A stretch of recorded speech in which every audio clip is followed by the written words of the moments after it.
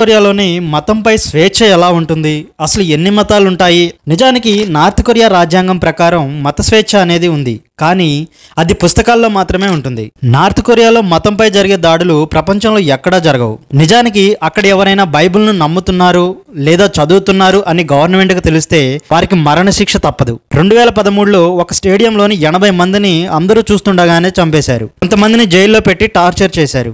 కానీ నిజానికి దేశంలో క్రిస్టియన్స్ బైబిల్ని నిషేధించాలి అనే ప్రధాన వాదన ఏంటంటే, కిమ్ తండ్రి కిమ్ ఇల్ సంగ్ బైబిల్ని కాపీ కొట్టి దేవునిగా ప్రకటించుకున్నాడు. తన జీవిత చరిత్రలో ఒక దేవుడిగా, అలానే తన కుమారుడు కిమ్ జంగ్ ఇల్ని దేవుని కుమారుడు జీసస్గా ప్రకటించుకున్నాడు. అక్కడ కేవలం ఒకటే మతం, అది కిమ్ ఫ్యామిలీని పూజించటం. అందుకే అక్కడ అందరూ వాళ్ళ ఫ్యామిలీని మాత్రమే పూజించాలి.